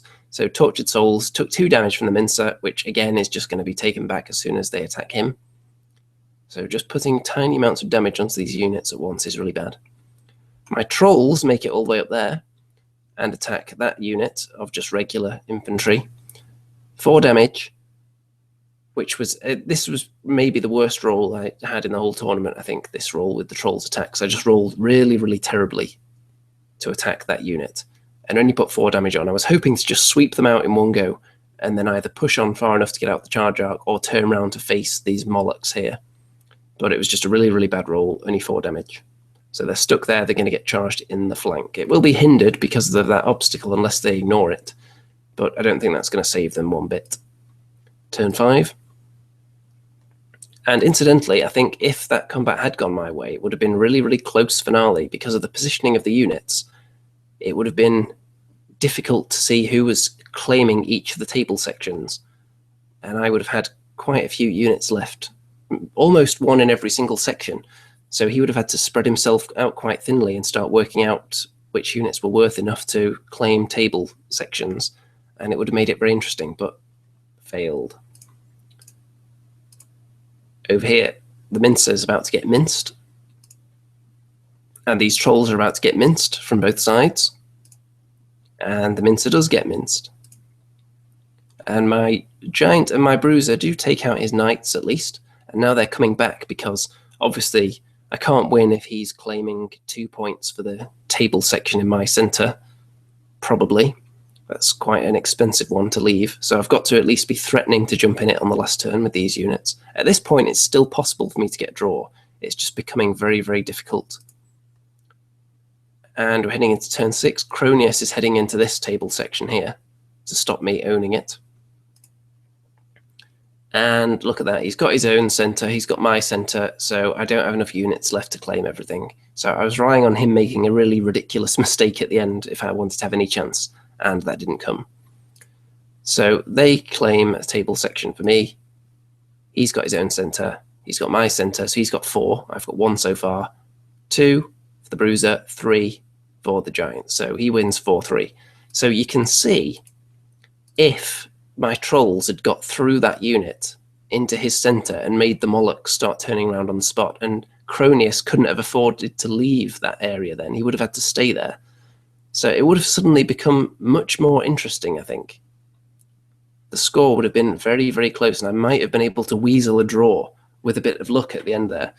So that just shows you, especially in this scenario, even if you're getting steamrolled into the ground, you can always weasel or shenanigan your way into some kind of scoring situation. You can go for the draw or a win, even if it looks really against you, if you've just got enough troops left to dance, especially if you're going second and they don't have time to counter it. Of course, with the variable, whether there's a turn 7 or not, then you can never guarantee it. In this instance, there was not a turn 7, as far as I can remember. Let's just make sure.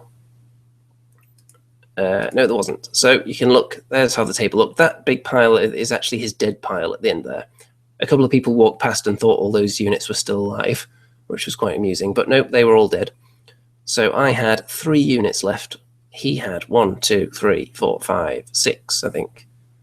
So not a huge amount. But of course, it was a clear loss here.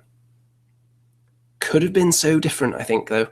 If the Biggit had managed to explode on those Tortured Souls, or if the Trolls had pushed through there, it could have swung it to possibly a draw, you never know. But overall, I think I was up against it by my own lack of preparation for facing Abyssals, really, because even now, I couldn't tell you what half their stuff does, even after that game. So I should really read the rulebook sometime. Okay, game 4. I think I dropped down in the rankings to something like 10th at this point out of 16. So that must have been quite a big loss.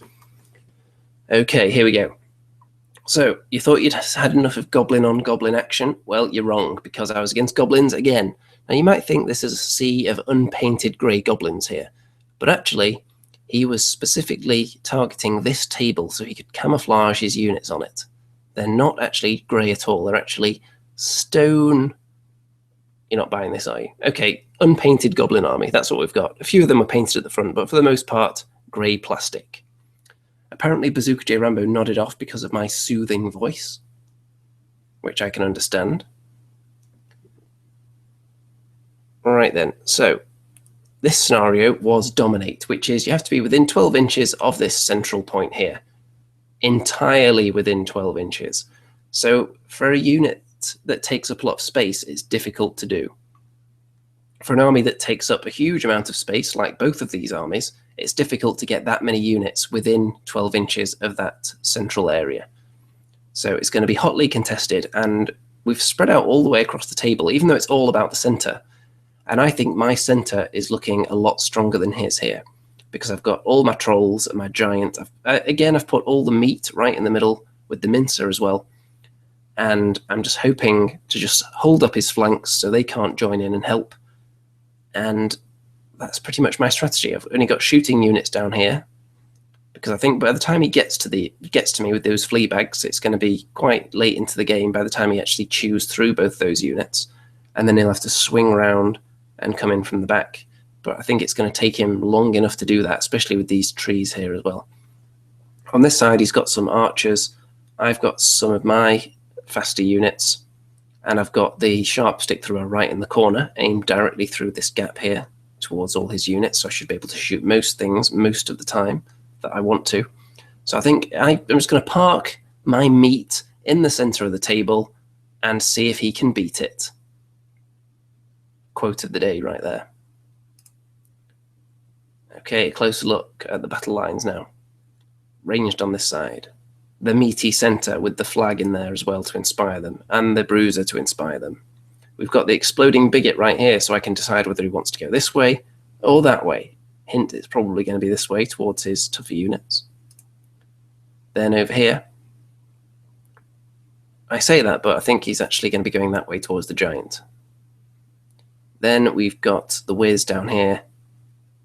Some shooty goodness behind there, the Rabble, who are kind of just getting in the way. And the Fleabags. His battle line, 2 units of Fleabags on this flank. In the center, lots of Sharpsticks, 2 hordes, and he's got some allied orcs as well, which I think they're called, let's have a look in the book, some kind of axe. They have 2 different types of basic orc infantry, I think. Let's look in the book right now to get some official confirmation of what it's actually called. Let's see. I don't think I've ever had to look up the orc army list in this book before. But regardless, they're the ones that have the crushing strength 1, I think. So, I think we're in the right place now. Here we go. Yep. So, maybe they're not actually. I think they were just Morax, so they don't have crushing strength. I think that's right. Morax. Yeah, they look like they have 2 hand weapons, don't they? So, Morax. Yep, so just your standard orcs. So 2 units of those allied in. He's got a war trombone back there. And he's got a couple of characters. One of them's a wizard. And over on this flank, he's got a giant. He's got another war trombone. He's got some spitters, a small unit of Fleabags, and he's got 2 catapults, 1 in each corner. 2 big rock throwers, 1 in this corner. And I don't know if you can see the one in the other corner, just up there. So he's got 2 of those. 1 in each corner. And I stopped taking those in my goblin army because I found that they never actually hit anything. And I grew quite irritated with them because I would never actually successfully hit. But having 2 of them, on average, you're going to be hitting at least a few times per game. So maybe not too bad. We'll see how they do here. Okay, so in the first turn, you can see that his unit of Fleabags wasted no time and just immediately got in my face. So I took the bait, charged right into them after being shot at a bit, because look at that, taken 6 damage already from shooting. Charged into them, did 4 damage, and I've parked my exploding Biggit in front of his giant. Now, I've done this in such a way that he can't pivot and charge off at any of my units. Because if he tries to pivot that way to face these guys here, he would have to be facing this way to charge them. So he can't actually pivot in that direction because he would end up too close to this goblin. So it can't be done. So he's kind of stuck there at the moment. So I'm hoping that he sees that and thinks, well, maybe I should just charge this Biggit that's conveniently in front of me and totally isn't going to explode. Over here, you can see the central marker there. And the battle lines just moving towards each other. Not a vast amount of shooting going on until turn 2 when something actually hits, I think. I think both his big rock throwers missed in this turn. Although 1 point of damage has been done to the trolls, so maybe that was one of them that did it. I think it probably was actually, because I think one of them hit. So in turn 2, he charges in both these Fleabag units into my Sniffs and my Spitter regiment. I positioned them in such a way so that he would have to charge through the woods to get to them. So they are going to be hindered, so I'm hoping they'll survive that. And I'm hoping they'll survive that. Just not because I think I'm going to win the fight, it's just because I want to hold up those 2 fast maneuverable units for as long as possible on this scenario where I don't want them near the centre. Then over here, I've got the Biggit actually fighting the giant now. So he decided that because he couldn't charge off over there, he was going to charge him. But I don't think he did any damage to the Biggit at all. He just rolled really badly with his giant, which was quite comical.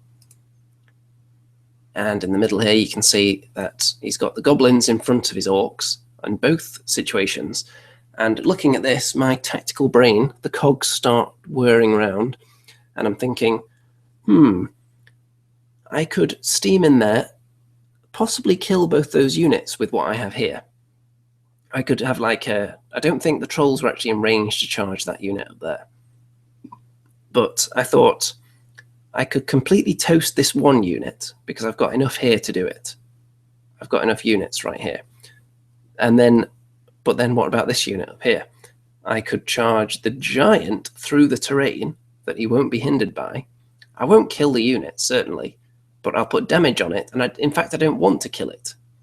Because at the moment, it would be very, very difficult for him to get those orcs into battle, especially into a double charge right here. I'm not even sure I want to obliterate this unit either, because that way, it's so crowded in here, he wouldn't have room to double charge the giant, because the orcs would be able to see over the goblins and declare it if they could fit. And I don't think any of that would be possible. So I'm thinking giant in there, and then enough units in there to damage them, but maybe I don't want to kill them in one go. Maybe I do. It's debatable. Of course, if you don't kill them, it can always come back and bite you, and they can put major damage on you. But these are the thoughts that are going through my head at this stage, thinking that you might not have enough room to get the orcs actually into combat if some of the goblins don't die. And look at that, my rabble get killed. I think they only took a single or maybe a couple of wounds, but he rolled a double 6, and that was enough to get rid of them completely. So they're just dead from shooting. And look at this, a big rock lands on my trolls, must have done 7 damage and wavered them. Oh dear. So the big rocks that I don't take anymore because I never hit with them, suddenly his are hitting. He's hit 1 in each turn so far, both on these trolls, and they're wavered. So that could have thrown my whole plan into disarray, although maybe it hasn't. He puts 1 damage on the Biggit. So the Biggit, who's like this suicide bomber, is thinking, come on, just kill me. I want to explode on you. You're not even trying here. And the giant just isn't having any of it and just is failing to kill him each time, even though he keeps attacking him. Prior to this combat, he wanted to actually charge off in that direction as well.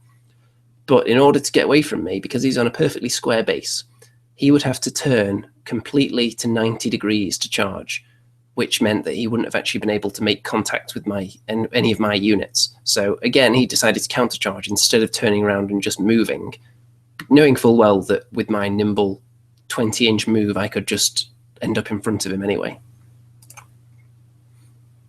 Over here, you'll see that both my ranged units survived the initial charge from those 2 Fleabag units, which is a nice bonus. And then look at that, the Sniffs actually kill them on the countercharge, which is quite comical. And of course, the Spitters didn't kill them, they only did 1 damage, but I've brought my Sharpsticks around here now just to finish them off, hopefully. In the middle, well, the plan I eventually decided to go with, the Giant did go in there on his own, did 3 damage, as expected, not enough to kill them, but that wasn't the point, I didn't want to kill them. Over here, we've got the Trolls, the ones that weren't wavered, and the Mincer, and the Troll Bruiser, all into the Sharpstick unit that was here. They completely pummeled it into oblivion, killed it, overran as far as they could go. And the Bruiser overran far enough so that they didn't actually overrun into these positions relative to the Orcs. This picture was taken after the Orcs had already charged, so the Trolls were actually further up here. The Bruiser ended up further forward than anybody else, and I was relying on a bit of overrunning to prevent that double charge I was talking about, because there isn't enough space really for him to maneuver his forces to get both those units in on the Giant. Because he wanted to get these Orcs in as well, because if he were to move the Orcs in such a way that he could have enacted a double charge on the Giant, then that would have left them just completely sitting out in the open waiting to be charged by all this lot, and he really wanted to get in the first hit here. He chose to charge into the Trolls, and we'll see whether that was wise shortly. So over here, you can see that I don't have much over on this side, but the Biggit is still alive at this stage, and his Spitters are still firing away. Turn 3. These Trolls get wavered again by the big rock thrower. 3 successful hits, 3 successful turns for the big rock throwers. In a pair, one of them has hit each turn so far, which on average, they shouldn't be hitting every single turn, but more damage done. I did regen a bit of damage, which is why it hasn't gone up that much, but they did get wavered again. And this is a comedy moment here. The Trombone gets hit with something. I think it was shot by some ranged attack or other.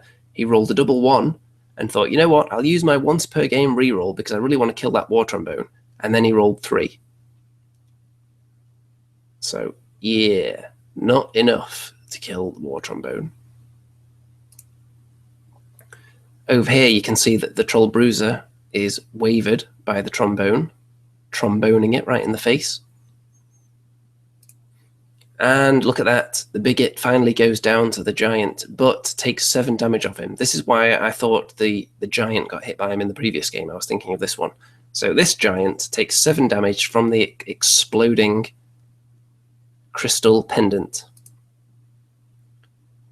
Over here, you can see these Trolls have taken a bit of damage as a result of that charge, but it's going to be bad news for him right now. Because if he charged into the Mincer, even though it's defense 6 on the front, he probably would have killed it in one go, because its nerve isn't very high. And the fact that he charged into the Trolls means that the Mincer is probably going to get a flank charge on him now. And because it's not been wounded in the previous turn, then it's going to get its full Thunderous Charge 3, which it wouldn't have if he had charged into that and wounded it once, even if he hadn't wavered or routed it. And then the Trolls would have still been charging into the front, I think. So maybe he should have gone for the Mincer, looking back. Over here, you can see that his Fleabags kill off my Spitters finally there. And then they turn around to face the inevitable charges they're going to take. He knows he's going to get double charged. He just has to decide who to expose his flank to. Then, over on this side, we've got his Spitters firing away again. I don't know whether they actually hit anything, but just showing that they're still in the same place. I'm sure they hit something. I think he was shooting at my Spitters that are in the bottom corner. Then here you can see that his Orcs have died now, because the Mincer in the flank, the Trolls in the front was too much for him to handle. And it's not looking healthy for him in the center whatsoever, because those Orcs are still held up with my ingenious strategy of intentionally not killing the goblins, it's left the orcs flapping in the wind a bit there, unable to get into the fight. Then over here, double charge into the Fleabags, but I don't think I actually killed them. 7 damage, don't roll enough to remove them. They're not inspired or anything, I just rolled badly. Over here you can see that my spitters are taking damage in the shootout with his units up there. He's got a trombone right here and the spitters on the hill that are shooting back. And this whiz is just Bane chanting them up, essentially. Turn 4. Oh, it's the big rock thrower again. Guess what it does? It hits the trolls again, but he rolls a double 1. And he's already used his reroll. So they've been wavered a couple of times by the big rock thrower now. But this time, even though they've taken more damage than at any point in the game, now suddenly they're completely back to normal and ready and raring to go. I'm not sure if he got wavered again. I think he must have done. Probably by the trombone again. Over here, my spitters have gone now from shooting. The trombone and the spitters shot at them, so they're toast. Over here, he actually kills my Fleabag Sniffs with a countercharge. I got really unlucky not to kill this unit in one go, and now I've paid the price by losing my Sniffs, which deprives me of one valuable fast unit that could either chase down his artillery or push the centre at the end, in case it's getting really tight in there. Over here, the trolls and the giant double charge into the goblins that were already partially damaged, and they just annihilate them. The giant's then gone forward towards the orcs, and the trolls have stayed there because they want to stay close to the middle. So at the moment, I've got a lot of units occupying the centre, and he doesn't have a lot at all. Also, the Mincer charged into his war trombone and just butchered that into a billion pieces. Yep. If you could see the shattered remains of a war trombone there, if you want to imagine that in your mind's eye. And my Sharpsticks kill off his Fleabags, but it's probably a bit too late for them because there's not long left and they're in difficult terrain, so they're not going to be able to move fast enough to get back to the centre of the table, so they're pretty much out of the game now. Turn 5. Giant on orc action. Giant doesn't do that much, and I'm not sure why they're not centred up in combat here. I can't remember exactly. But the giant dies as a result of that fight. I think he got a really good roll there, and the Flaggit couldn't get there in time. Now, this is another bit of shenaniganery I've got going on here. Because the giant was dead, I didn't want that orc unit charging into my precious trolls who are guarding the centre of the table, which is that wavered token there is actually the centre, I think. So, I wanted to put this guy here at such an angle so that if they charge him and kill him, then any overrun would not take them entirely within the central area of the table, because they would have to slide that way a bit when they attack him, which is very, very cheeky, I think you'll agree. So those orcs, unless it goes to turn 7, cannot score from this position, by my calculations. If that wavered token isn't the centre, then the actual centre is somewhere down here. But either way, the way I measured it, they can't score by attacking him, and they can't pivot to get away from him because they would be running off the wrong way. So really, he has totally screwed them unless it goes to turn 7. Turn 6. You can see here, oh, what's this? All my trolls are dead. Well, that's because another rock landed on them and killed them. Wow, wow. So my troll Bruiser is the only non-individual left who can score, and he was up there killing something, so he runs back into the middle. And then we have to go and check the exact ruling in the tournament on how this scenario works. And it's 50% points for individuals, and non-individuals, of course, score full points. So he scores his full point value.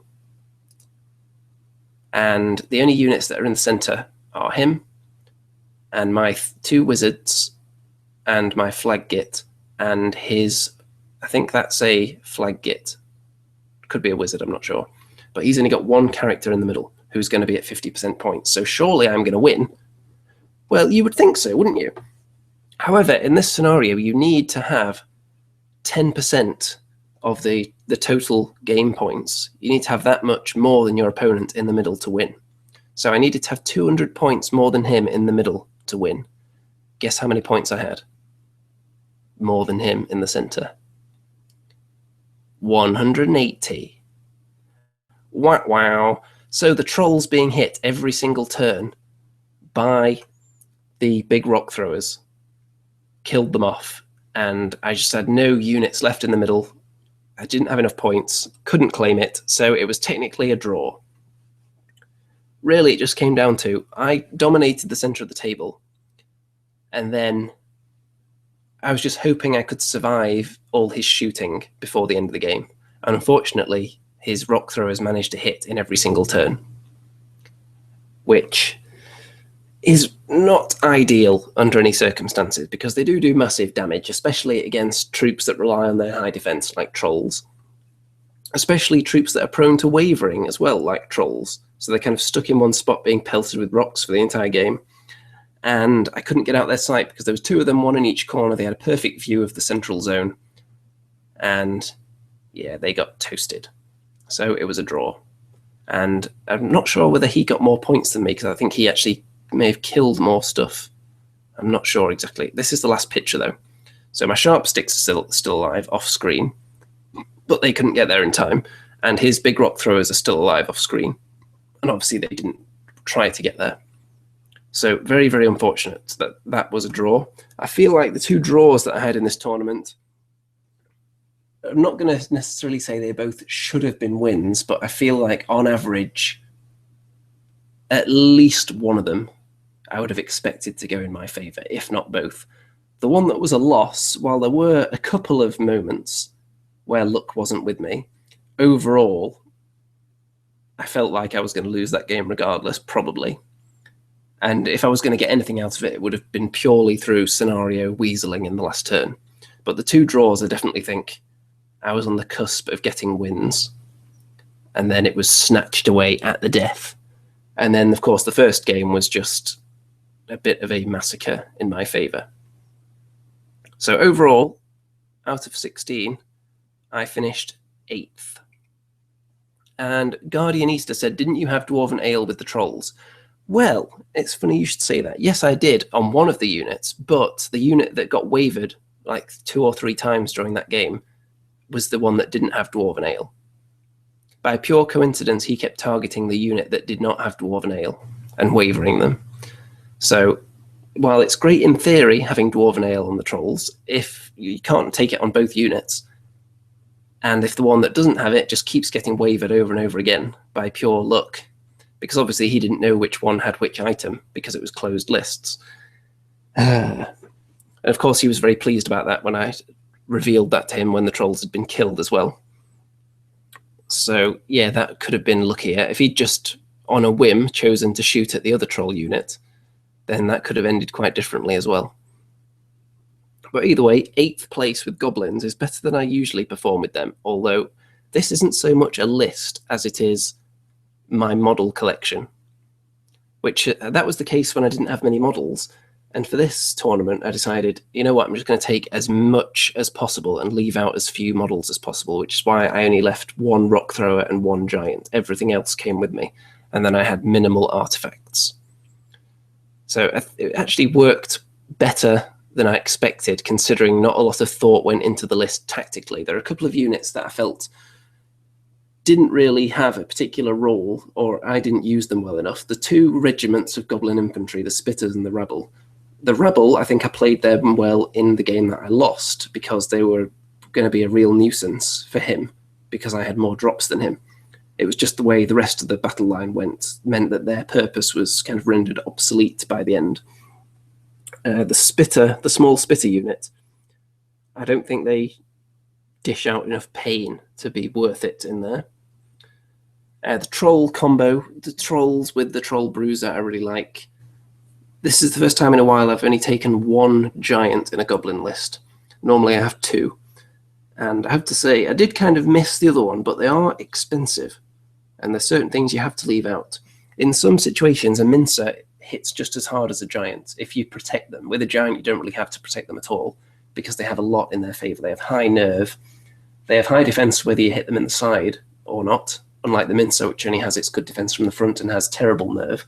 Of course, it's a lot cheaper than the Giant, but the Giant also has more speed, and it can countercharge when wavered and all kinds of crazy things. And also it has a rule so that it puts +1 onto your opponent's nerve rolls as well in combat. So that's a really good one. The reroll feature of this tournament, I like it for the most part. I think it adds a nice dimension to the game, although I'm a big fan of crazy lucky rolls. So having the ability to cancel those out of existence, sometimes I don't approve of.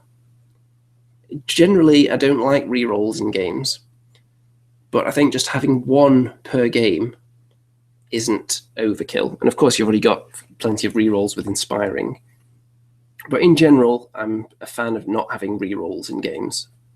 I think often games that use D6s have a lot of rerolls in them because you can't actually have that much variation in the results on a D6.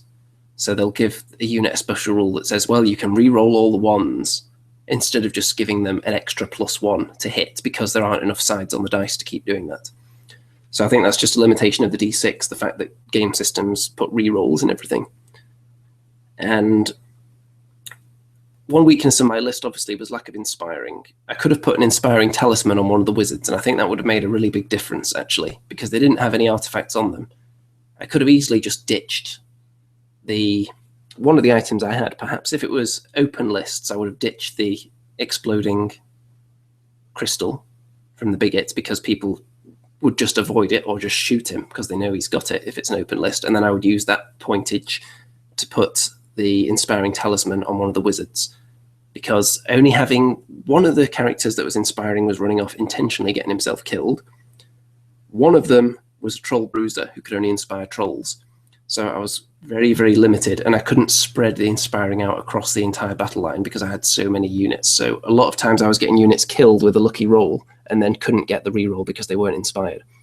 So probably putting it on the wizard on the Maw Beast would probably be the better move because he's more mobile and he can run around to where he's needed to inspire people. I think that would be wise, perhaps.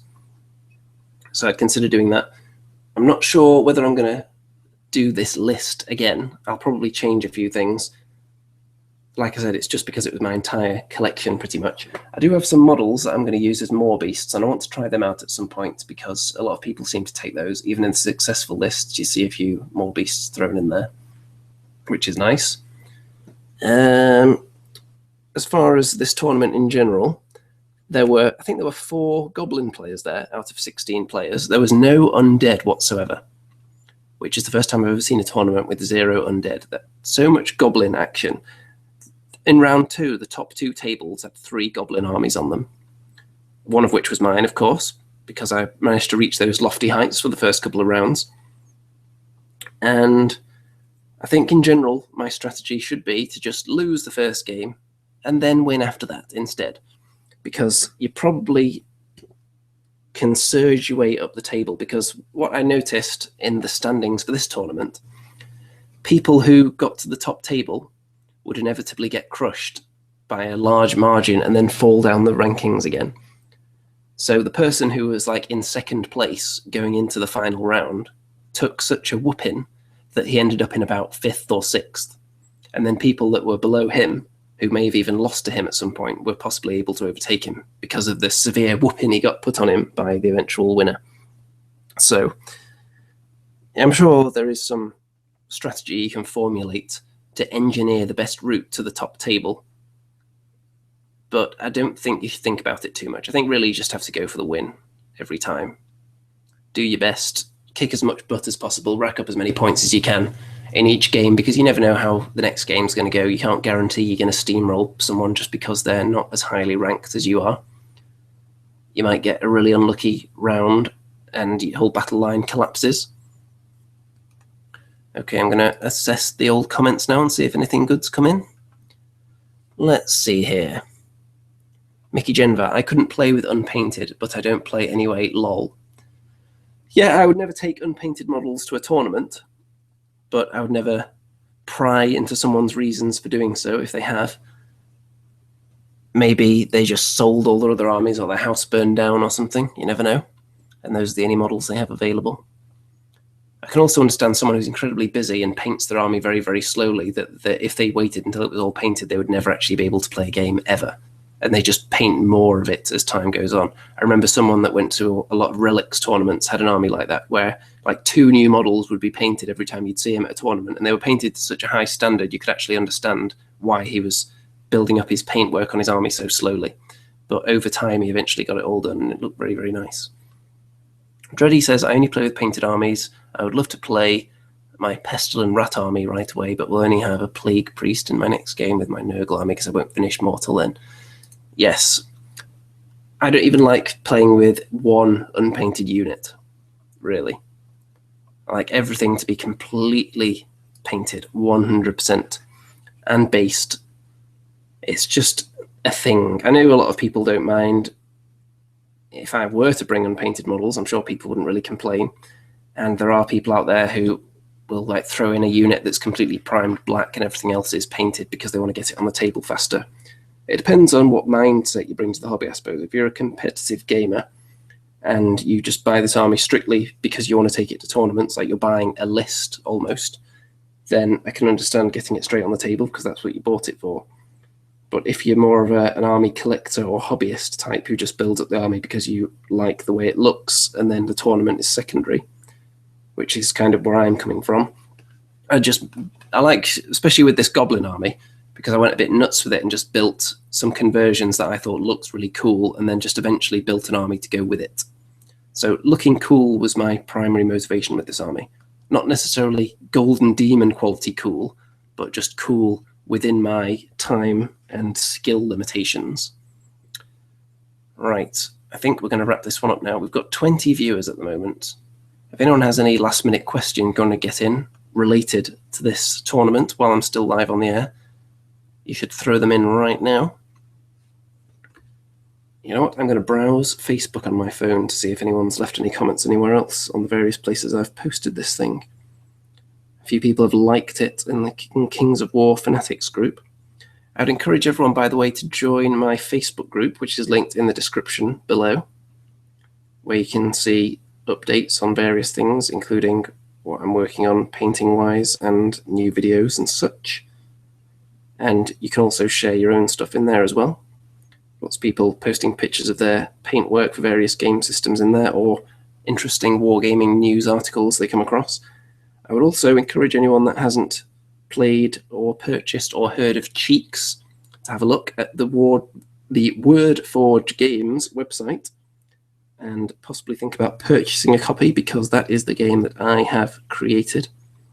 When I say created, I mean I basically wrote it all and wrote all the characters and everything and the descriptions. Someone else did all the art, and other people who know more about that kind of thing actually produced it and marketed it and sell it. I'm just the creative genius behind it all. And it is a wonderful card game for all the family. So Dice Miniature Paint Guy says, was it fun? I would say yes, this tournament was a lot of fun. All the games were fun. And I think everyone seemed to be having a good time. I heard a lot of laughing. I didn't see or hear any disputes at all. No raised voices or punches being thrown across the table. Someone actually spilt a drink on one of these battle mats. And I don't know what company they were from, but they must be very high quality. It's the kind of mouse mat material, but the drink they spilt on the table completely pooled on the surface and didn't get absorbed into the material whatsoever. So they must be high quality, these battle mats. Zero absorption. So let's go backwards through all these images now, shall we? While I'm waiting to see if any more questions come in. Mickey Jinver says, you are a designer, smiley face. Yes, I am an A-list game designer now, to go with A-list wargaming celebrity, journalist, and presenter. Look at all these wonderful memories we're experiencing again right here, backwards. I should probably click a bit faster or we'll be here all night. Time's ticking away, folks. You 21 people watching. Last chance for a question, unless you want to wait until later. If you're watching this later on and not live, then feel free to drop any questions you have either in the comments or on Facebook, on any of the Facebook posts that this was posted in, or in my Facebook group, and I'll try and deal with all of those. If anyone wants any top tactical tips from someone who finished 8th in a tournament, if that's your ambition, then go nuts. Guardianista says, how did the historical army do? You know what? I'm not actually sure I saw that in the final standings. So I'm going to have a look right now. I'm going to browse Facebook and check. Let's see. It's in here somewhere. Looking for the old final standings post. It's going to be in here somewhere. Let's see. Because I definitely saw it before the tournament. I don't remember particularly seeing it on the day. So I'm going to check right now. Scrolling down the old Kings of War Fanatics page. It's got to be in here somewhere. I'm sure this is very entertaining for you listening while I'm just scrolling, looking for a post.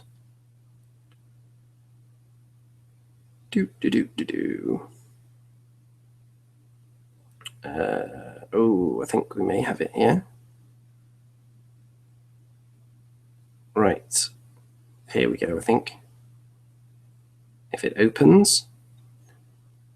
Right, there we go. I've got the page open. Let's have a look at the army standings. I'll tell you by race which one finished where. And it looks like the historical army wasn't actually there. Maybe the guy didn't turn up or something, but I remember seeing them in a list beforehand. Oh well. Unless I was looking at something totally different. I just remember seeing them previously. But never mind. So here we go. By race. Here was the final standings. Herd, Goblins, Night Stalkers with Ogre allies, Orcs. No, wait, that's not it. Oh. Someone posted the entire list of armies, but not in ranked order. Well, what's the use in that? Okay, I'm going to have to use a bit of imagination here. Okay. Herd did finish at number 1. I'm going to have to scroll back and forth between the two here. Varangur was second. Third was Goblins, but not mine. Fourth was